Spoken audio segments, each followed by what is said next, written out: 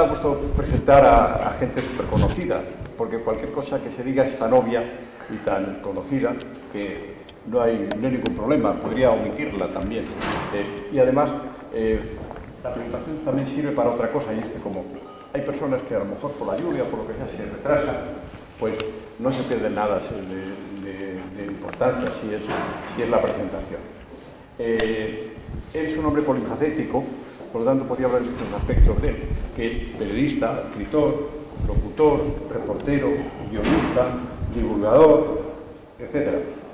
Es una persona que toca muchos campos, siempre relacionados con temas de interés para los que nos gustan estas cosas, de lo que se nos oculta, o del ocultismo, o de lo que está detrás de las cosas, como por ejemplo hoy, pues el vudú.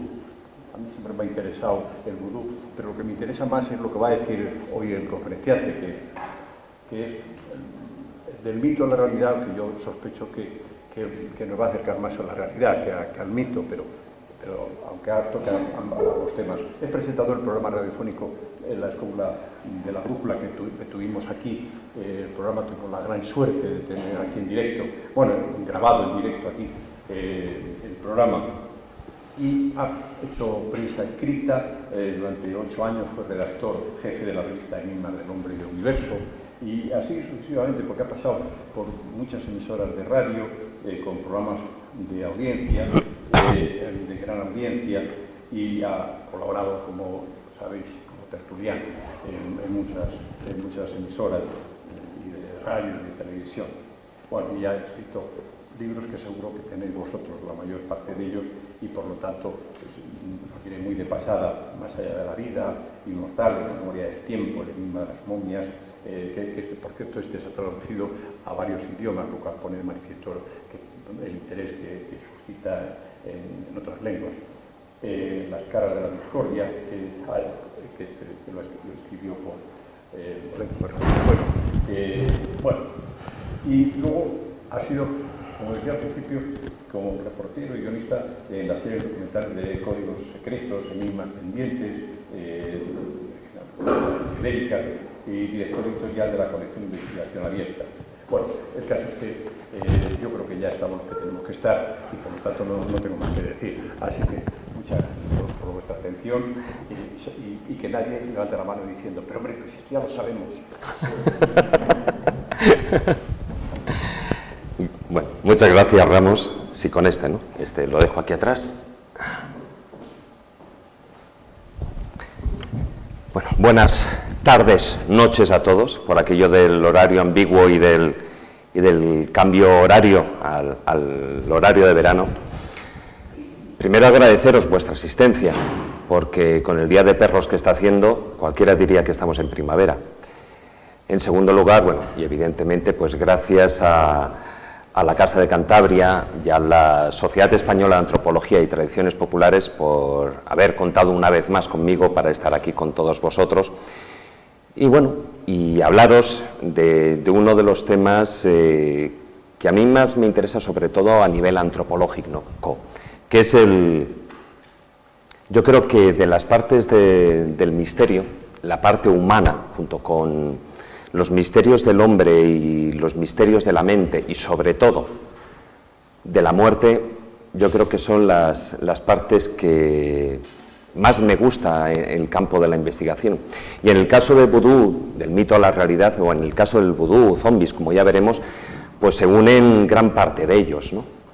No solo son los enigmas que suponen a nivel antropológico, a nivel de la religión, lo que es la religión vudú y las filosofías, sino también porque ahí se está hablando de una materia muy, muy fronteriza, y ya lo veremos a lo largo de la charla, muy fronteriza con el tema de la muerte, que es, en definitiva, el tema principal por el que se vertebran todas las religiones, sean las 3 grandes religiones monoteístas, las 3 grandes religiones del libro, como cualquier otra religión, incluso filosofías, ¿no? Porque incluso las budistas, todo lo que son las filosofías orientales, también no dejan de vertebrarse alrededor de la muerte.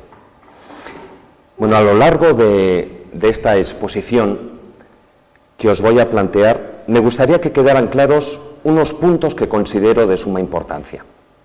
Por una parte, veremos qué es realmente el vudú, cómo surge y cuáles son sus prácticas. También os mostraré su lado más oscuro, relacionado con la magia negra, practicado por hechiceros sin escrúpulos que trabajan, como se suele decir, a dos manos, con la mano izquierda y con la mano derecha, y la existencia de sociedades secretas que ejercen justicia y poder en la sombra.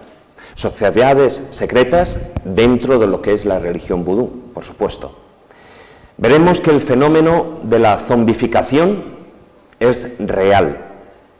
Os mostraré cómo es posible y los factores necesarios, fundamentales, y eso cabe resaltarlo, para que se pueda producir.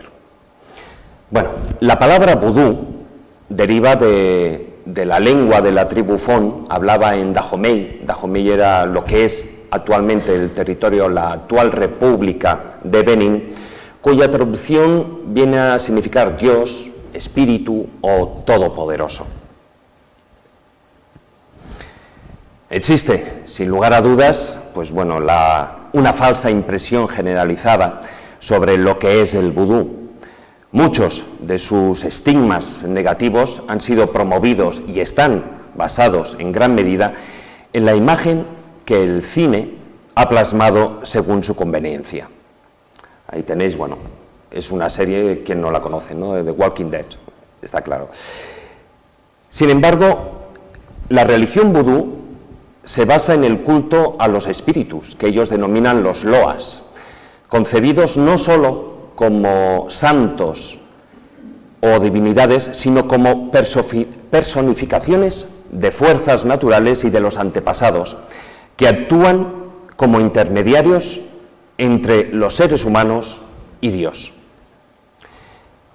El vudú es un culto extático. En él lo que se persigue es la posesión del practicante por un espíritu a través de ciertos ritos y ceremonias en los que tanto el baile como el ritmo que marcan los tambores constituyen una parte muy importante. Esta posesión supone un intercambio beneficioso entre ambos mundos, es decir, se considera que si los ritos, con sus sacrificios, cánticos e himnos, satisfacen a esos espíritus de los que hablaba, a esos loas y a todas sus necesidades, estos espíritus, estos loas, a cambio, accederán a las peticiones de los fieles y les compensarán de manera espiritual y material. Pero ¿cómo surge el vudú? Todo empieza en 1492, cuando la conquista española llega al archipiélago de las Antillas, y allí, en la isla de Haití, que significa tierra alta o montañosa en arawak, en la lengua de los nativos tainos, la isla, como decía, cambia de nombre y se convierte en la Española. A los pocos años de este suceso, de que llegara de hecho el hombre blanco allí, los indígenas de la isla se ven rápidamente diezmados. Su población, que a finales del siglo XV es de unas 250.000 personas aproximadamente, va siendo exterminada por los malos tratos, por los trabajos forzados en las minas de oro y, sobre todo, por las enfermedades. De hecho, se extinguieron tribus enteras a causa de la viruela, hasta el punto de que de esas 250.000 personas, de esos 250.000 habitantes que había en la isla, en tan solo 15 años no quedan más de 14.000 supervivientes. Ante esta situación, en el año 1503, llegan a la isla los primeros cargamentos de esclavos deportados del oeste de África para compensar esa falta de mano de obra indígena, a la que consideraban incluso, me imagino también debido a todas estas muertes, pues la consideraban poco resistente para los trabajos a los que se les quería destinar. De hecho, la presencia francesa en la isla va siendo cada vez más importante, hasta que en el año 1697 se firma el Tratado de Ryswick, en el que España cede a Francia lo que es la parte occidental de la isla, es decir, lo que actualmente es Haití. A partir de entonces, y bajo manos francesas, no españolas, la trata de negros se va intensificando. Los barcos negreros, que eran así como se llamaban, aumentan su tamaño con unas bodegas más grandes, donde, como podéis ver ahí en la imagen, en ese croquis, los esclavos viajan hacinados, encadenados por parejas. A estos barcos se les llega a llamar tumbas flotantes, porque el viaje, que dura entre 60 y 90 días aproximadamente, en ese viaje, como digo, muchos de los esclavos mueren antes de llegar a Santo Domingo. Pero no vayáis a pensar que el negocio esclavista es solo de los blancos. A lo largo del siglo XVII, y sobre todo durante la primera mitad del siglo XVIII, son numerosos los reyes africanos que alimentan la trata de esclavos, entregando a los cautivos de guerra y a los declarados como brujos y criminales, los entregan a cambio de armas, de perlas, de alcohol, de conchas marinas, haciendo de esa trata el eje de su economía. A mediados del siglo XVIII, el Haití colonial, ocupado por Francia bajo un férreo y cruel sistema esclavista, contaba con una población de 300.000 esclavos y apenas 12.000 personas libres, principalmente blancos y algunos mulatos. Para que la esclavitud funcione, ¿qué es lo que hay que hacer? Bueno, pues en primer lugar, eso es la base, ¿no? Alienar al individuo, anularlo. Y en ese caso lo consiguen a través de la violencia, del miedo, y haciendo todo lo posible para que los esclavos olvidaran los recuerdos de su cultura y sus raíces africanas. Como decía, durante la travesía por el océano, los esclavos son encadenados por parejas, de dos en dos. Se les golpea regularmente, son mal alimentados, todo ello con un único propósito, para que carezcan de fuerza y energía para rebelarse. A los que llegan vivos, a ese porcentaje que consiguen, que tienen no sé si la suerte de llegar vivos por lo que les va a esperar, se les cambia el nombre africano por otro de raíces cristianas y acto seguido son distribuidos por las diferentes plantaciones mezclando las diferentes etnias con el fin de que el esclavo pierda toda referencia de su identidad, se olvide de su familia, de su linaje y en definitiva de sus orígenes. Tanto en el trabajo como en los deberes religiosos, los esclavos se encuentran siempre acompañados del látigo del capataz blanco. Entonces, el negro, despojado de su humanidad, ahí es cuando empieza a vivir en sumisión total. La única religión permitida, como os podéis imaginar, es la católica, que sirve para justificar la trata y la esclavitud. De hecho, la Compañía de las Islas de América Francesa, creada exclusivamente e inicialmente para la trata de negros, se comprometía a bautizar a los esclavos y a formarlos bajo la religión católica.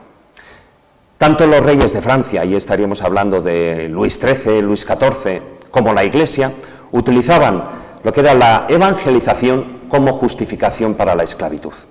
Así surge el conocido como Código Negro, en el que se estipula, y os voy a leer un párrafo textualmente: todos los esclavos que se encuentren en nuestras islas serán bautizados e instruidos en la religión católica, apostólica y romana. Prohibimos todo ejercicio público de otra religión que no sea la católica.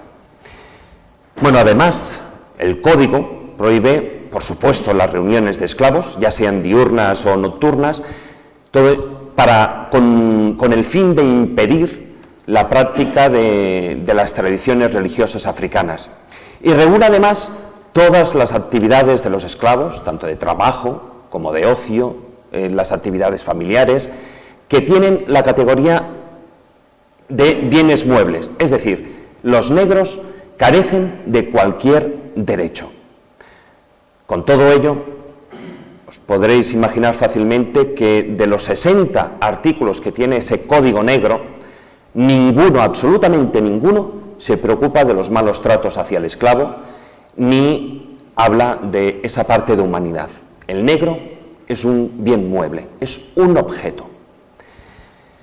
Todos los artículos están dirigidos para que el amo tenga poder absoluto sobre los negros.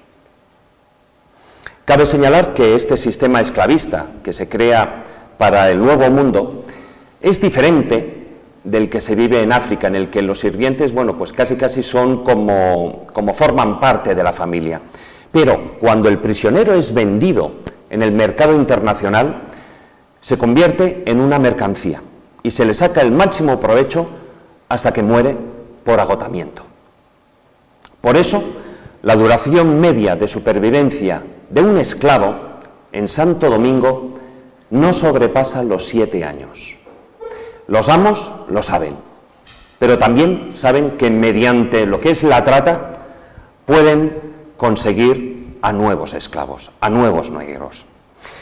En todo este contexto que os estoy planteando de desarraigo cultural, religioso, absolutamente violento, de control absoluto de todos los actos y sobre todo de esa imposición a la que mencionaba antes del cristianismo, tiene lugar un suceso inevitable, y es que ante esa pérdida total de identidad, los esclavos terminan por recurrir a su memoria ancestral e intentan volver a vincularse con sus tradiciones culturales y religiosas que se convierten en una fuerza de supervivencia, tanto a nivel individual como a nivel colectivo. A escondidas, invocan a sus espíritus ancestrales, a las fuerzas sobrenaturales, y empiezan a celebrar esas reuniones con sus cultos en secreto, incluso a la sombra de las iglesias, camuflando dicho culto dentro de los sacramentos del catolicismo y de la devoción hacia algunos santos, con los que han establecido una correspondencia con los Loa, los espíritus o genios, esos sobrenaturales que forman parte del panteón de la religión vudú. Así, el vudú nace como una religión sincrética, procedente de los cultos de las tribus de África occidental, es decir, de lo que es la zona de Benin, Nigeria, Togo, ese sincretismo de esos cultos con la religión católica. Y además se le viene a sumar las culturas o la religión propia de los indígenas de las islas del Caribe. Entonces, la captura de miembros de estos y otros pueblos africanos como esclavos y su deportación al Nuevo Mundo supuso pues ese trasplante de sus creencias y de esas prácticas religiosas que se adaptaron a los nuevos cultos nativos en América y desarrollaron adquiriendo pues diferentes formas que conocemos, bueno, pues la regla de Osha o la santería en Cuba, tenemos el OBA en Jamaica, la Umbanda, la Quimbanda, el Candomblé en Brasil, el vudú en Haití, etc. Aunque las creencias y prácticas religiosas y prácticas mágicas del vudú se hallan sobre todo concentradas en la isla de Haití, se difundieron tanto en Francia como en Canadá, como básicamente y sobre todo ahí en Estados Unidos, como podéis ver en Nueva Orleans, y eso lo hemos visto en muchas películas. Esto se debió a diversos factores, entre los que se encuentran, por una parte, lo que es la cercanía geográfica, el idioma y el comercio de esclavos. En la actualidad se estima que hay alrededor de 60 millones de personas que practican la religión vudú en todo el mundo, de los cuales un mínimo de 4 millones viven en Haití. Las ceremonias vudú se desarrollan habitualmente en unas construcciones, como una de las que vemos aquí, esta es una de las famosas en la isla, que se denominan umfor. El sacerdote u oficiante de la religión vudú recibe el nombre de Hungan o Ungan, ahí depende de la... Y eso, el Ungan, en caso de que se trate un hombre, y en el caso de que se trate una mujer, se la denomina Mambo, aunque muchas veces se refieren a ellos como Papaloa o Mamaloa.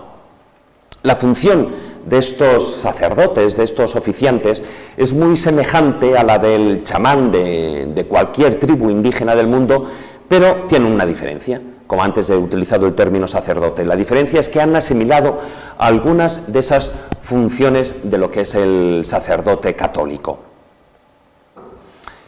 No existe una jerarquización entre los Ungan y las Mambo.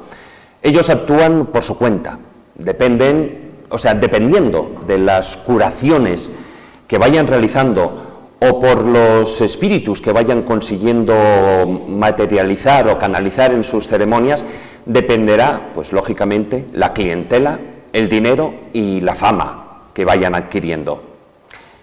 Pero existen limitaciones éticas que un Hungan, que se precie de serlo, pues jamás en principio debe traspasar. Sin embargo, es evidente que muchos de ellos lo han hecho y trabajan, como decía al principio, a dos manos o con las dos manos. Es decir, no solamente practican lo que es la magia blanca, de fines curativos y protectores, sino que también practican la magia negra. Trabajan con hechizos, con maleficios y, por supuesto, con la creación de zombies. Durante las últimas décadas, antropólogos, etnólogos, se han preocupado por resaltar los interesantes aspectos religiosos y culturales que tiene el vudú. Y es cierto, los tiene y muchos.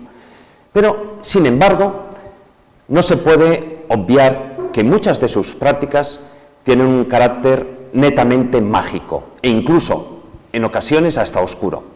Hay sacrificios de animales en los que la sangre adquiere un papel fundamental, la manipulación de sus vísceras, el uso de muñecos al que se le clavan agujas, el culto de la serpiente, esa implicación sexual en los rituales, el uso de velas negras para la realización de ciertos rituales, los maleficios, etc., ¿no? Por eso, aunque la teoría sea una, en la práctica del vudú no todo es mediunidad, sanaciones, espiritualidad, invocaciones a los buenos espíritus, las ofrendas, esos cantos, esas danzas. Como veremos a continuación, también existen los bokor, que son los hechiceros malignos, no los sacerdotes, que son muy temidos por practicar la magia negra. Son expertos en la preparación de venenos, de sustancias alucinógenas, de filtros, de maleficios y de todo tipo de conjuros y de hechizos. Es por eso que, ante la posibilidad de que alguien quiera hacerles un hechizo, todos los haitianos poseen talismanes, contrahechizos y usan toda clase de protecciones mágicas. Y es que el creyente vudú vive en un mundo que no distingue lo natural de lo sobrenatural, donde para ellos todo, absolutamente todo, es realidad. Cualquier practicante del vudú, por lo tanto, admite la existencia de los zombies. Según su creencia, el zombi es un muerto vuelto a la vida por un hechicero para convertirlo en esclavo. En consecuencia, el zombi es un ser que no piensa, que no razona, que no tiene la menor iniciativa. Es simplemente un autómata provisto de vida vegetativa, del que están ausentes todas las sensaciones de vida cerebral.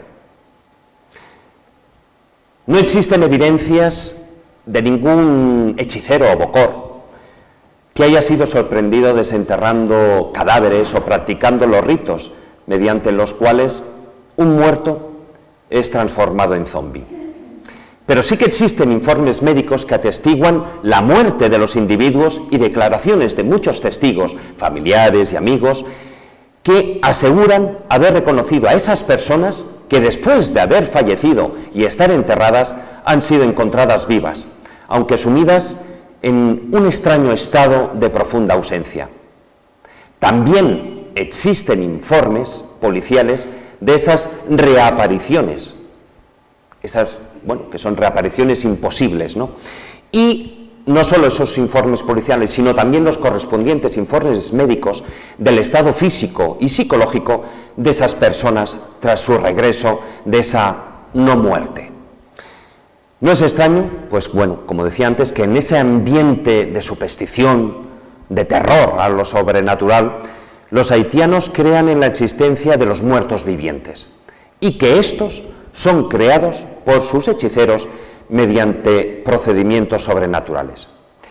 Pero bueno, ¿cómo se consigue un zombi? Según la tradición, y vamos a empezar por ahí, por la tradición y las creencias haitianas, el proceso es el siguiente. El bokor, lo que es ese hechicero, elige a una víctima cuando todavía, lógicamente, está viva. Esa elección puede ser o bien por motivos personales o por un acuerdo económico con otra tercera persona. Cuando la decisión está tomada, entonces el bokor se dirige de noche hacia el domicilio de la víctima, busca un resquicio por lo que es por una puerta o por una ventana y a través de él aspirará una de las dos almas que tiene la persona sentenciada, el alma que se llama el Tibon Ange, el buen ángel, y la encierra en una botella.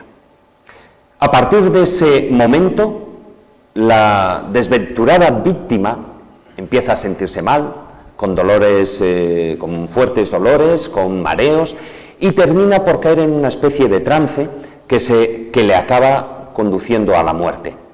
Más tarde es encontrado muerto por alguno de los parientes, quienes tras velar al difunto durante toda la noche, como bien marca la tradición, le dan sepultura a la mañana siguiente.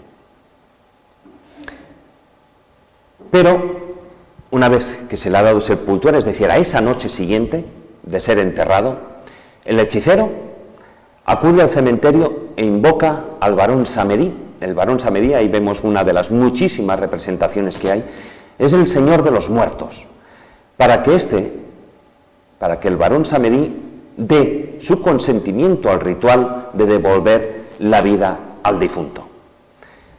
Acto seguido, el hechicero, el bokor, ordena a sus ayudantes que lo desentierren. Una vez abierto el ataúd, el bokor pronuncia el nombre de la víctima y coloca la botella que contiene ese alma, que se le había robado ese alma del difunto, debajo de la nariz y la destapa para que vuelva a penetrar en el cuerpo. Mientras la víctima va despertando, se dirigen hacia la morada del hechicero, que es allí donde dará comienzo la última parte del ritual. En ese momento, el bokor comienza a recitar conjuros y le hace beber una pócima que anulará por completo su anterior personalidad y pasará a ser un esclavo más del séquito del bokor. A partir de ese momento será un muerto viviente, sin recuerdos, sin conciencia, sin voluntad o inteligencia. Se habrá convertido en ese autómata que solo recibirá las órdenes de su amo, quien dispondrá de él para trabajar en cualquier cosa, por dura que sea. Y es tal el terror que tienen los haitianos a que esto les pueda ocurrir, que toman diferentes precauciones para no ser convertidos en zombies.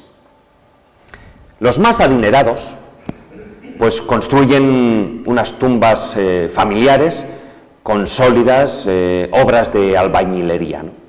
Otros, pues entierran a sus muertos en lo que es un patio trasero de la casa, de la vivienda donde viven o frente a esa, ¿no? Con el fin de poder vigilar la tumba y que ningún bokor, ningún hechicero pueda despertar. Los más pobres, bueno, pues lo hacen cerca de lo que es un camino muy transitado, o si es en un cementerio, pues hacen guardia hasta que ha pasado el tiempo suficiente como para que el cuerpo del difunto haya entrado ya en descomposición. En algunos lugares incluso someten al cadáver, al familiar, al amigo difunto, a una segunda muerte.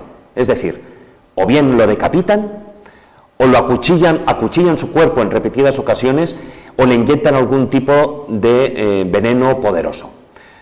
Incluso hasta les llegan a llenar la boca con tierra y luego les cosen los labios para que no puedan contestar a la llamada del Bokor, o incluso, como los entierran boca abajo, para que cuando sean llamados o intenten salir, se hundan más en la tierra. Y eso de enterrarlos boca abajo, los que os guste el tema del vampirismo, también era algo que se solía hacer, ¿no? Se les enterraba boca abajo. Bien, hasta aquí es lo que narra la tradición, ¿no? Lo que yo decía, con sus costumbres y, por qué no decirlo también, bueno, pues con su buena dosis de leyenda. Ahora vamos a ver algunos casos importantes y las investigaciones para intentar dilucidar qué hay de cierto en todo ello. Alfred Métraux es un reputado, bueno, era un reputado etnógrafo y antropólogo que pasó varios años en Haití estudiando el fenómeno. Cuenta también el caso de un joven que, tras rechazar mantener relaciones con un Bokor, fue amenazada por el hechicero. Como os podéis imaginar, la joven pronto enfermó y falleció. Por alguna razón que se desconoce, la enterraron en un ataúd pequeño, no tomaron bien las medidas, y lo que hicieron fue, la tuvieron que doblar para que cupiera en el féretro, y le doblaron el cuello. Al ejercer fuerza para meter el cuerpo en el ataúd, una de las velas cayó dentro y le quemó una parte del pie. Bueno, pues años más tarde, la gente asegura haber visto junto a la casa del Bokor a la mujer. Dicen que era perfectamente reconocible por su encorvamiento y porque andaba descalza, dejando a la vista esa marca del pie quemado. Según se dijo, el brujo la había convertido en zombi y la tenía en calidad de amante y de criada. Así definía el fenómeno ovni. Un zombi permanece en la misteriosa zona entre la vida y la muerte. Se mueven, comen, oyen a los que les hablan, y aún hablan, pero no tienen memoria ni conocimiento de su condición. Fijaos que he contado este caso porque es uno de los muchos ejemplos que hay de personas que mueren tras recibir la amenaza de un hechicero. Pero aquí surge la pregunta: ¿cuánto hay de magia y cuánto de sugestión? El miedo, efectivamente, puede ser un factor determinante en la muerte de las víctimas. De hecho, existen numerosos casos documentados en diferentes tribus de todo el mundo sobre personas que fallecen tras recibir una maldición. Es tal el autoconvencimiento de la eficacia de dicha amenaza que el mismo temor provoca reacciones químicas en el organismo que hacen que verdaderamente se cumpla la maldición.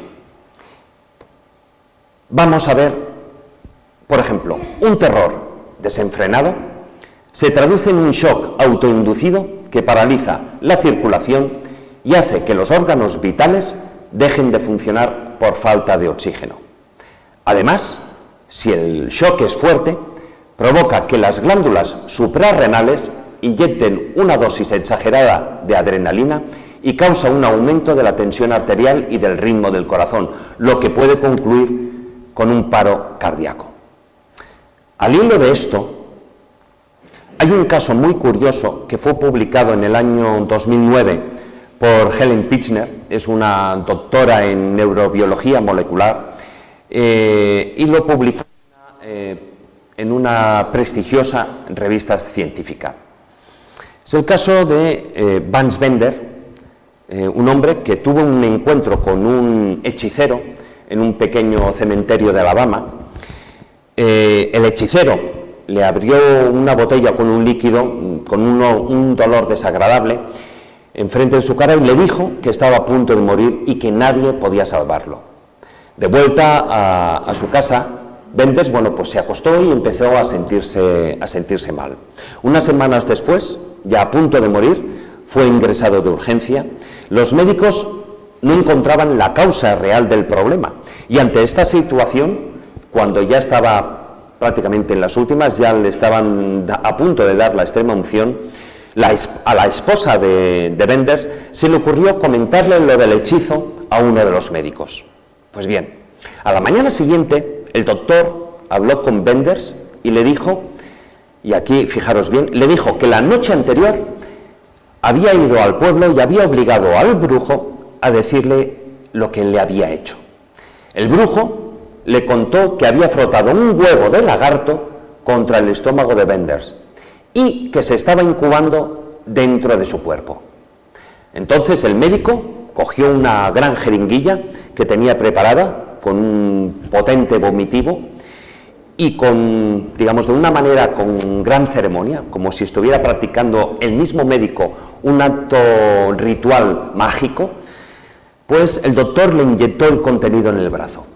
Unos minutos más tarde, el paciente, Benders, pues empezó a vomitar de forma incontrolable, y en ese momento, pues aprovechando toda la confusión del enfermo, el médico soltó un lagarto verde, un pequeño lagarto verde que llevaba escondido. Y a continuación exclamó, le dijo al enfermo, no, mire lo que ha salido del cuerpo, ¿no? Y entonces le dijo la frase mágica, la maldición ha terminado. Bueno, pues Benders, os podéis imaginar, después de ese vomitivo, pues y agotado por todo el esfuerzo y toda la tensión que llevaba dentro, bueno, él cayó absolutamente agotado y en un sueño profundo. Cuando se despertó al día siguiente, curiosamente, Benders se encontraba mucho mejor, tenía hambre, decía que ya no le dolía nada y así, de esa manera, pronto se empezó a recuperar sus fuerzas y fue dado de alta una semana más tarde.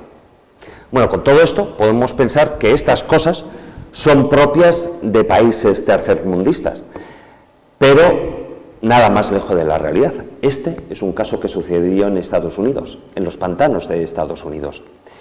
Y existen muchos casos documentados que afirman que no es así, que no ocurre solo en esos países como podamos pensar, como en el caso de Haití. También hay otro caso, un hombre en Illinois, en Estados Unidos, que fue diagnosticado en fase terminal con un cáncer de hígado y al que se le había dado solo unos pocos meses de vida, ¿no? Bueno, pues el hombre realmente murió en ese plazo. Pero ¿cuál fue la sorpresa? Que cuando le practicaron la autopsia, el médico forense reveló que el médico se había equivocado en el pronóstico. El tumor cancerígeno era pequeño y no había metástasis, es decir, no había difusión.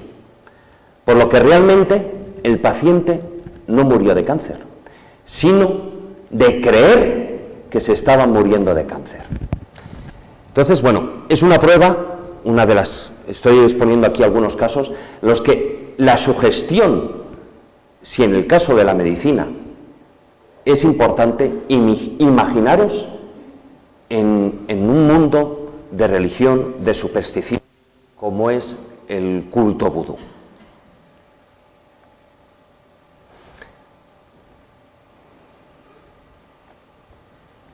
Bueno, lo que está claro, lo que decía, ¿no?, pues que el terror ante la amenaza de un bokor, en el caso de Haití, pues eso bien podía ser la causa de esa muerte de muchas víctimas que aseguran haber muerto bajo la influencia del bokor, bajo sus hechizos. Sin embargo, los investigadores se dieron cuenta que además parecía haber otro trasfondo, no solo el de la sugestión para que se produjera el fenómeno de la zombificación. La etnógrafa y escritora Zora Hurson fue la primera que intuyó esa realidad del fenómeno con un caso que en su momento trajo mucha cola. El caso de Felicia Felix Mentor, quien al parecer había sido zombie durante 29 años, es decir, ella falleció en 1907 de una repentina enfermedad. Pues bien, en la madrugada del 24 de octubre de 1936, corrió la voz por una aldea de Haití, la aldea de Ennery, que una extraña mujer había aparecido por las calles vagabundeando cerca de lo que era la finca de la familia de los Mentor, vestida únicamente, bueno, pues con una vieja camisola, medio rota, sucia. Su aspecto parecía como de una anciana, se la veía muy débil, muy asustada, incluso parecía tener una enfermedad en los ojos, por lo que no tenía casi ni pestañas, la luz le molestaba mucho y lo que ella había hecho, había cogido un trapo viejo, una tela, y se había cubierto medio rostro, ¿no? Bueno, pues al acercarse a la casa, tanto el marido como su hermano reconocieron a la mujer, era Felicia, que había muerto, pues imaginaros, 36 años atrás, imaginaos el susto. Una vez en el hospital, porque su estado estaba muy débil, una vez en el hospital, como digo, cada vez que una persona se le aproximaba, la mujer se encogía en un rincón, temblorosa, como temiéndose que algún tipo de maltrato, ¿no? Zora Hurston, la investigadora, después de visitarla en el hospital, escribió: la mujer ofrecía un espectáculo horrible. Su cara estaba lívida y sin expresión, con ojos de muerto, los párpados blancos, rodeando los ojos, como si se los hubieran quemado con ácido. No se le podía decir nada, ni oír una palabra de sus labios, sino solo mirarla. Y la visión de aquel despojo humano era demasiado para soportarlo durante mucho tiempo. Tras mantener varias conversaciones con los doctores que estaban atendiendo a Felicia, y a lo largo de varios meses, la etnógrafa expuso la hipótesis a la que habían llegado junto a los médicos en un libro. Y decía: concluimos que no se trataba de un caso de resurrección, sino de una apariencia de muerte inducida por una droga que muy pocos conocían. Un secreto traído probablemente de África y transmitido de generación en generación. Los hombres conocen el secreto de la droga y del antídoto. Los dos médicos expresaron el deseo de enterarse de ese secreto, pero se dieron cuenta de la imposibilidad de hacerlo. Y decía: esas sociedades secretas son realmente secretas. Esta frase, que puede parecer de perogrullo, no lo es, y ahora veremos por qué. Porque las sociedades secretas a las que la investigadora Zora Hurston hace referencia en su libro funcionan incluso a día de hoy como una especie de sectas herméticas en las que todos los componentes, sacerdotes del culto, hechiceros, aprendices, etc., tras aceptar el compromiso estricto de no revelar los secretos del vudú, cuentan con el apoyo de todos los hermanos de la religión.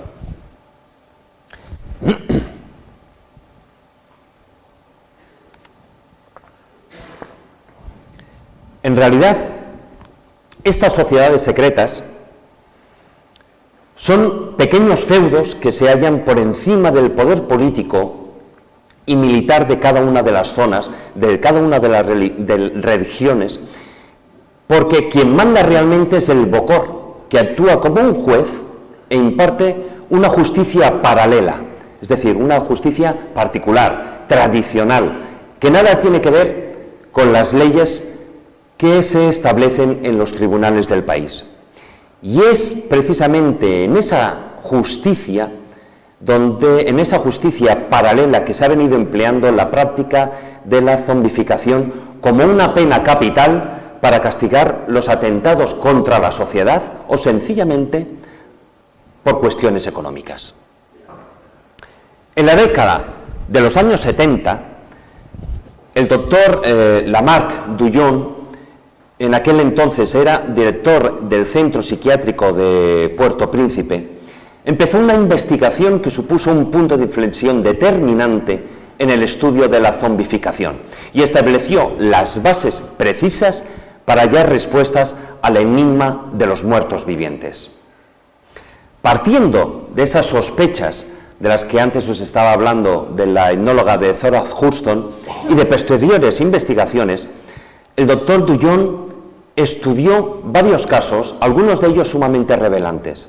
relevantes. Para él, el fenómeno zombi era real, aunque sus causas no guardaban relación con la brujería, sino con la ingesta de algún tipo de droga que él desconocía.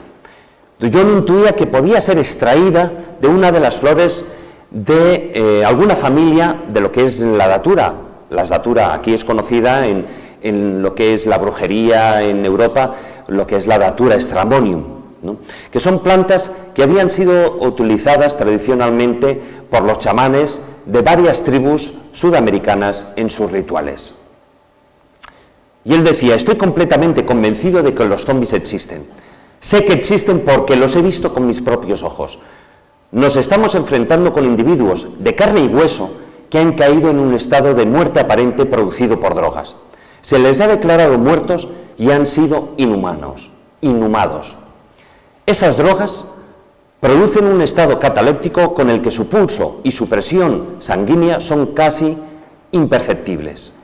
Sin embargo, permiten la oxigenación del cerebro, impidiendo así que se produzcan lesiones mientras son enterrados. Luego son exhumados y reanimados por hechiceros vudú, quienes les administran más drogas. El doctor Dujon tuvo la oportunidad de estudiar el que posiblemente sea el caso más importante de zombificación, el caso de Clairvius Narcís, quien gracias a ciertas circunstancias él logró escapar de la subyugación de su amo, de su dueño, del Bokor. Por suerte, el cerebro de Narcís no sufrió daños, al menos no daños permanentes, y con el tiempo fue recuperando su personalidad. Pero vamos a ver qué sucedió, porque es un caso, como digo, importantísimo. A las 21:45 horas del 30 de abril de 1962, Clairvius Narcís ingresaba en el servicio de urgencias del hospital aquejado de malnutrición, fiebre elevada y fuertes dolores en todo el cuerpo. Pronto empezaron los problemas respiratorios y su estado se deterioró rápidamente, entrando en coma.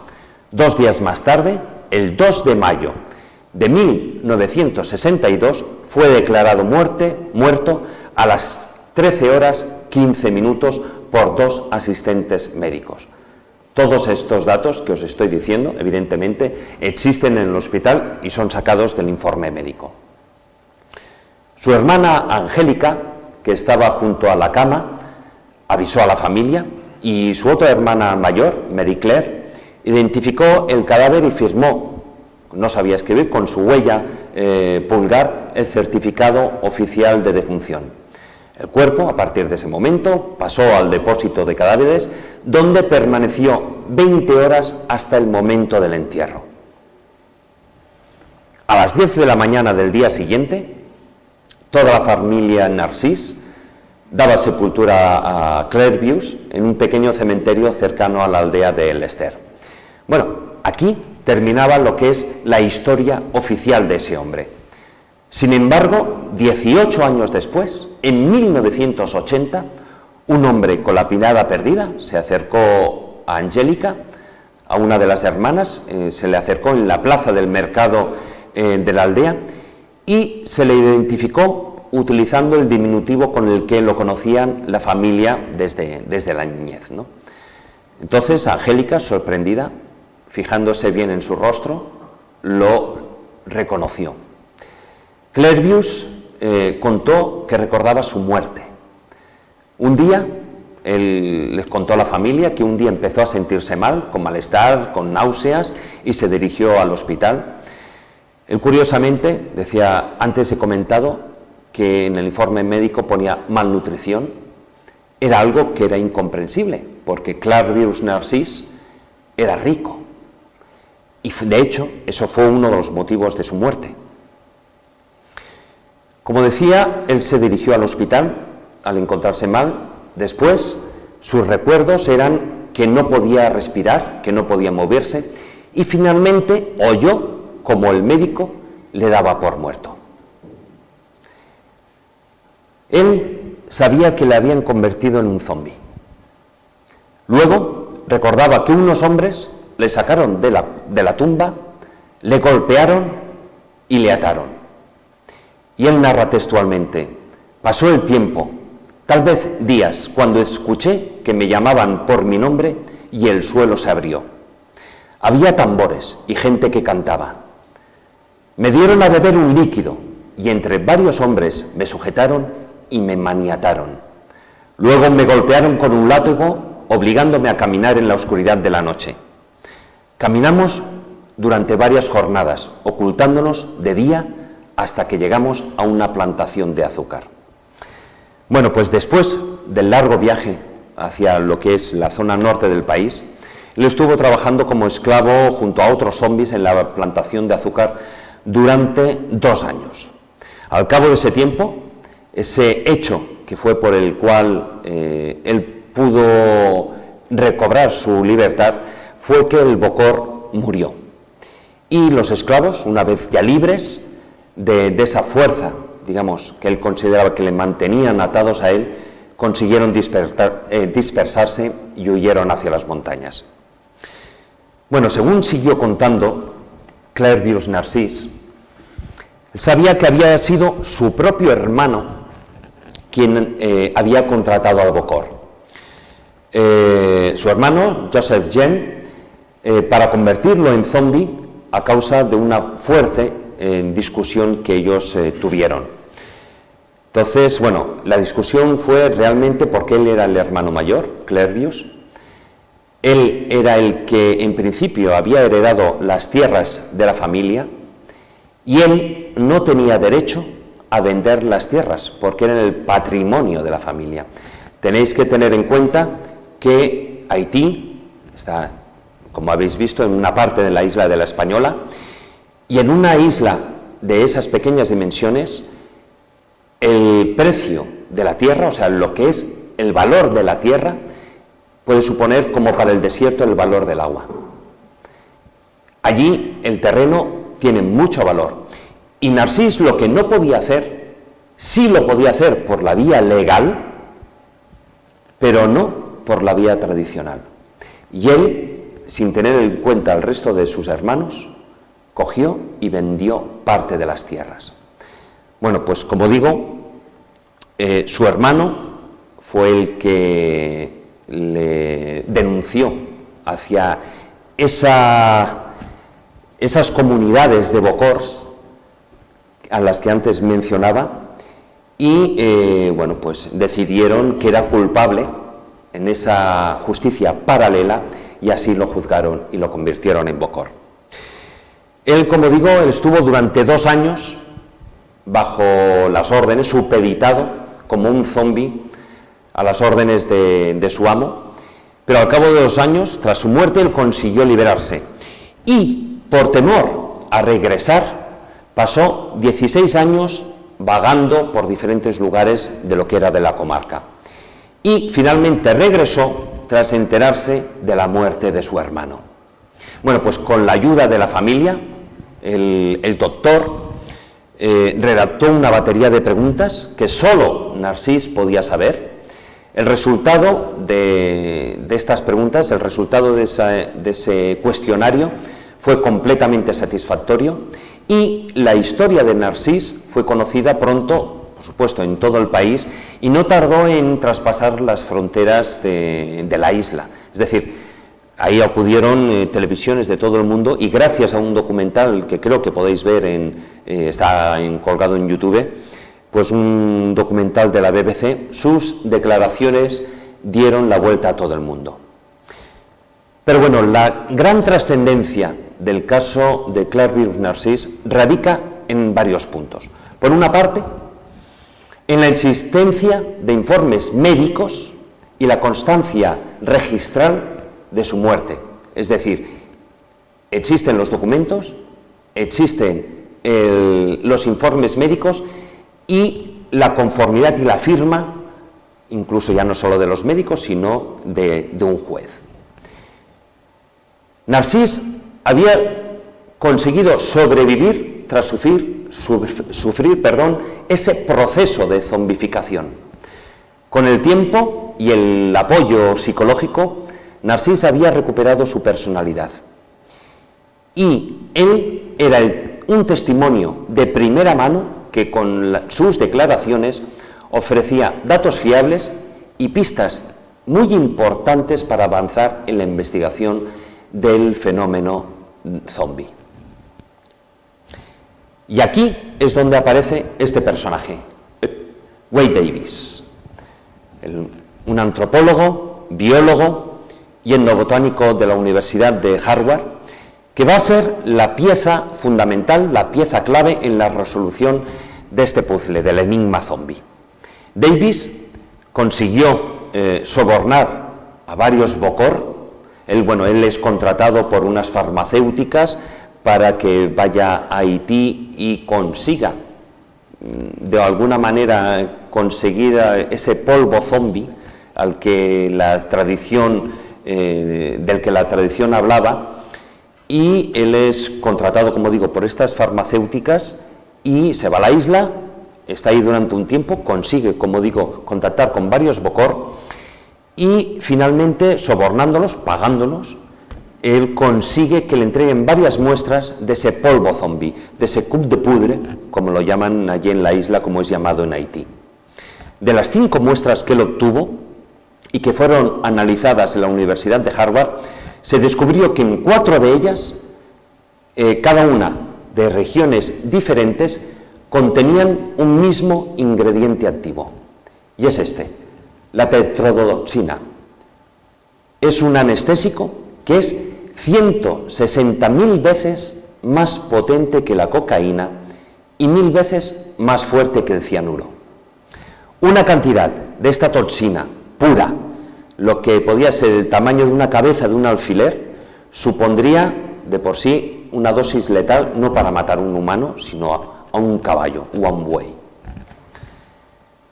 La tetrodotoxina se encuentra abundantemente en el hígado y en la piel y en los ovarios de un pez de la familia de los tretodóntidos, conocido popularmente como pez globo o fugu en Japón. Estas especies, existen más de 50 especies, todas ellas son venenosas, se encuentran en diversos mares del mundo, normalmente necesitan mares cálidos, ¿no? Y se encuentran especialmente en el mar del Caribe.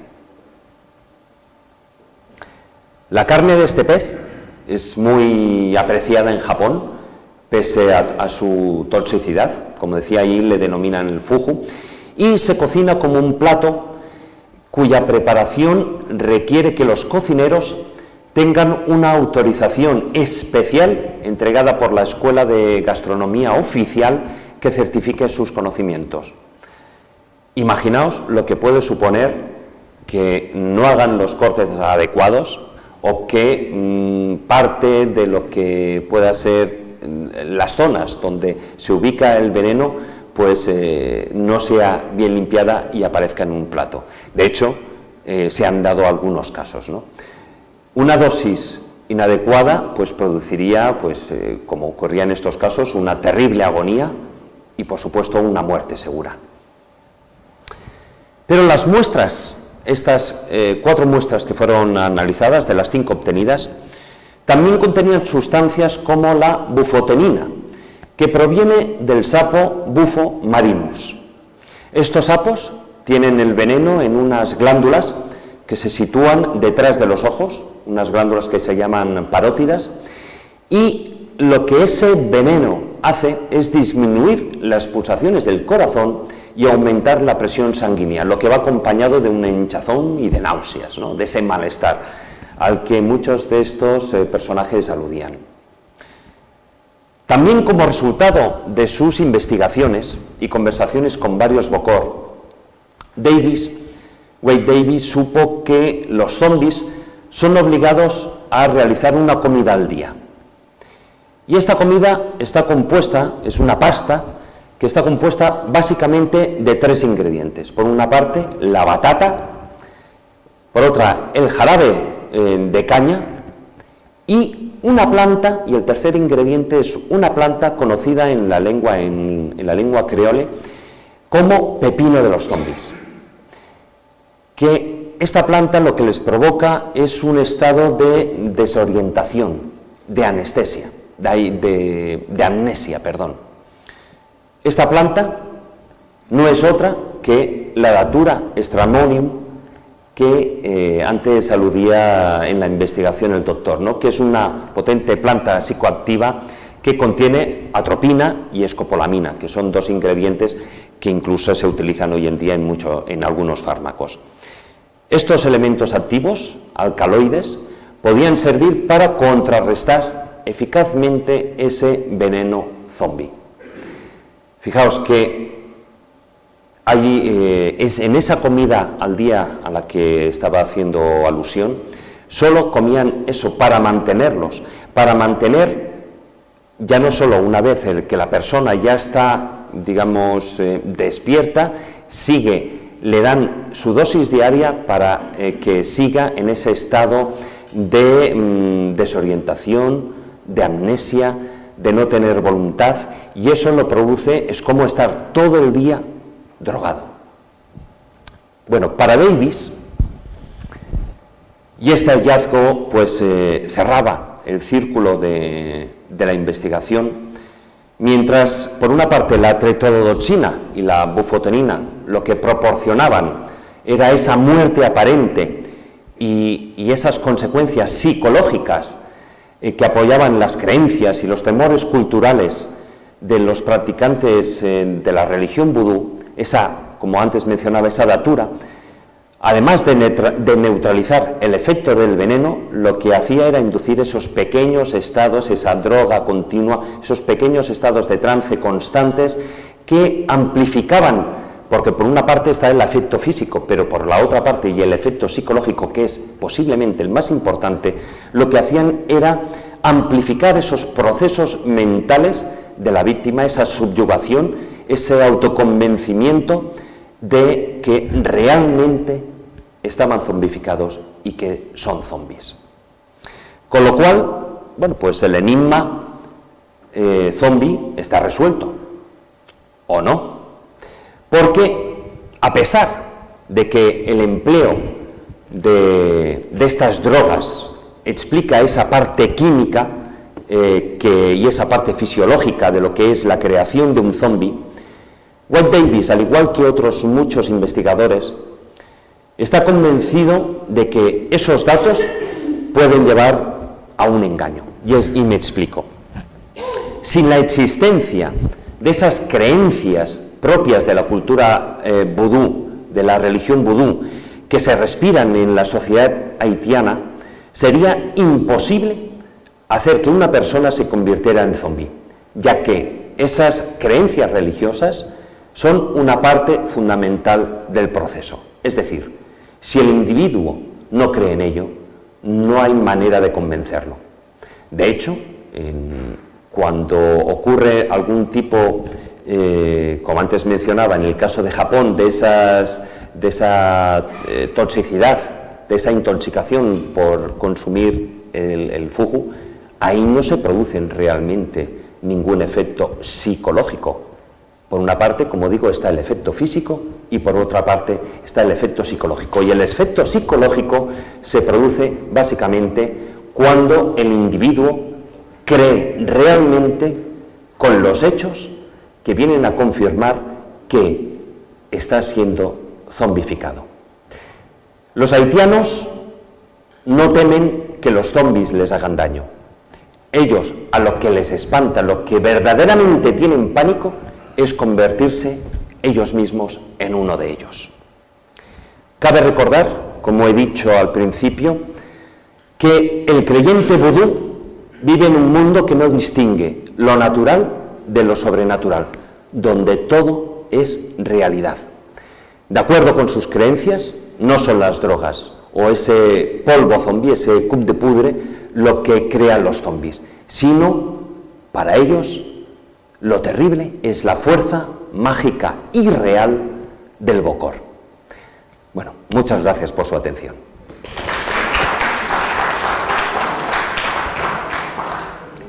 Y ahora, preguntas. No sé si da tiempo, no sé cómo... ¿10 minutillos? Ah, bueno. Como máximo.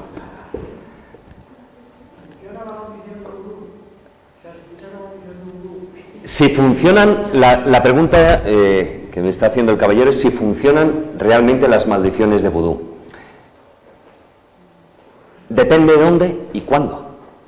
Es a lo que yo estaba haciendo alusión. Para creer en una maldición, ahí hay dos partes. Está la parte, le puedo contestar de una manera ortodoxa y le puedo contestar de una manera heterodoxa.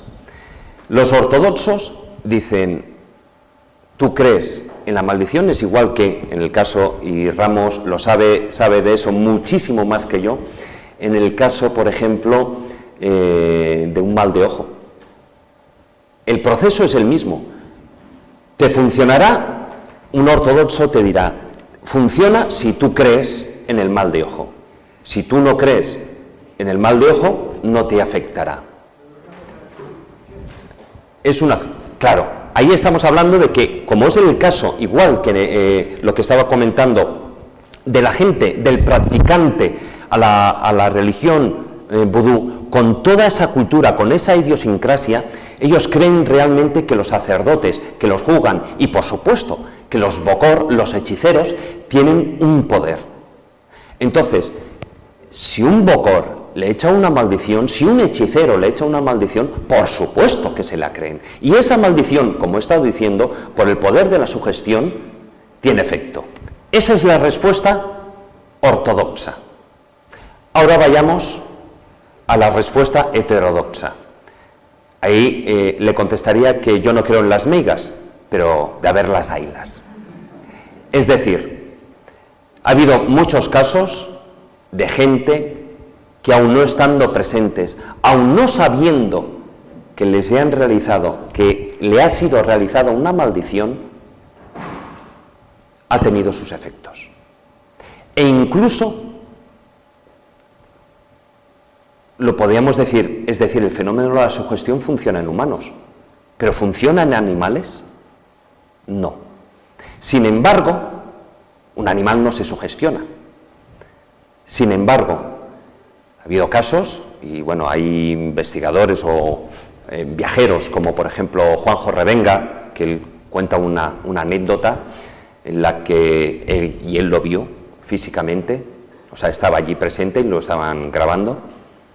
Pues el que, para creerse el fenómeno, él llevó una gallina. Esta noche, el bokor le dijo, esta noche lo probaremos, te lo voy a demostrar con una gallina.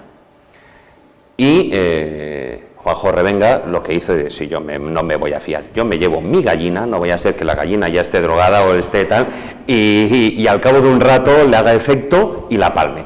Él se llevó su gallina, la puso ahí, y tal cual la dejó delante del bokor, la gallina ni se movía. Estaba, con perdón por la palabra, acojonada. Pues bien, el bokor empezó con sus cánticos, empezó a hacer sus cosas, sus movimientos, sus evoluciones en el éter, y de repente le dice a Revenga, el mal está hecho. Revenga mira a la gallina y me contaba, yo la veía tan campante, la veía acojonada, pero tan campante. Y de repente, cuando se quedan mirando, cuando mira a la gallina, mira al bokor, el bokor le sonríe, vuelve a mirar a la gallina y ve que por el pico le empieza a caer sangre. Y acto seguido, la gallina hace plaf y muere. Como digo, yo no creo en las migas, pero de ver las haylas.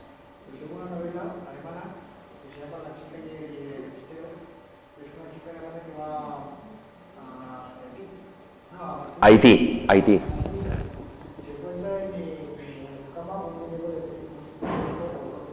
¿Un perdón? Espera, perdón, pero es que casi no lo oigo. ¿Le puedes acercar el micro, por favor? Porque así le oímos todos. ¿Si lo puedo quitar? Sí que puedo. Gracias. Es una chica de España que se va a Haití no, la maquinilla, no la maquinilla.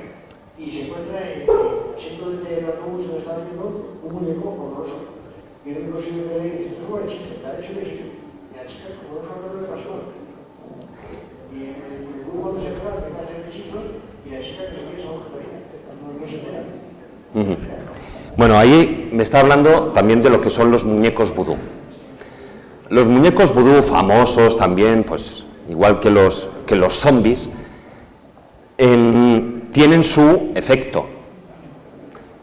Lo que ocurre es que, fijaos, muchos interpretan que al principio de la conferencia yo decía que existe una falsa impresión muy generalizada de lo que es la religión vudú, de lo que son las prácticas.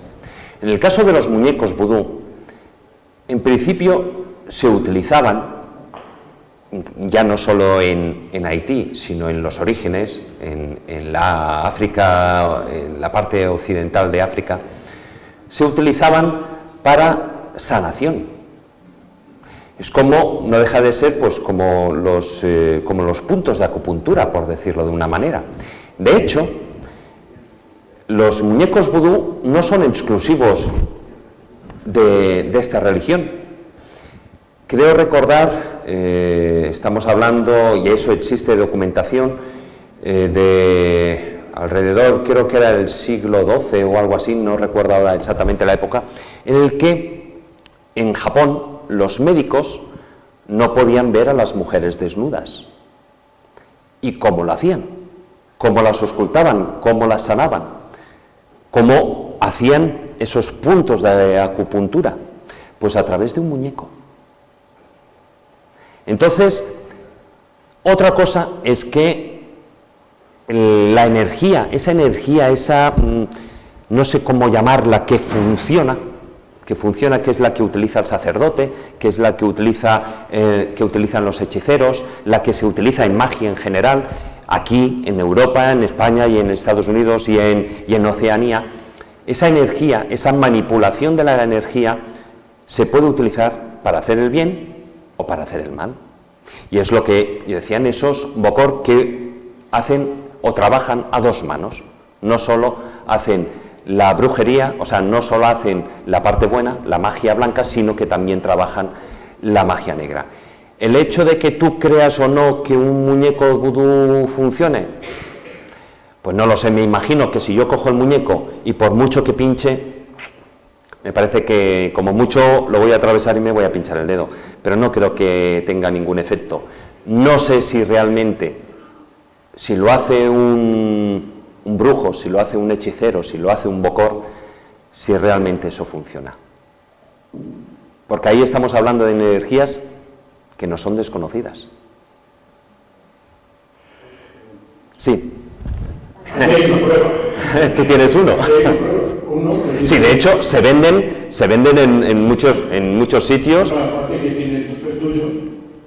Este es el mío. Bueno, sí, está blanco como yo, que soy más lechoso que... Y aparte le he puesto unos alfileres, pero alfileres positivos, como bien has dicho tú, alfileres rojas y alfileres verdes. Las rojas es para tener poder, en todos los sentidos, de abajo, de arriba, y la verde es para tener dinero. Tino, mira. A ver si funciona.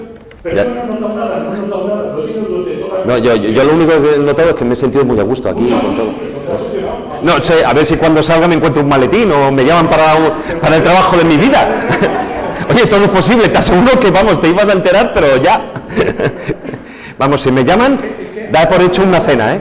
Eso seguro. No has hablado nada de los muñecos, ahora ha salido el tema, pero es ¿no te gusta el tema? Hombre, para hablar de los muñecos yo creo que aquí hay una persona que sabe muchísimo más que yo, que es en Ramos, porque es un especialista en este tipo en esta materia, pero fíjate, ya tengo mi muñequito.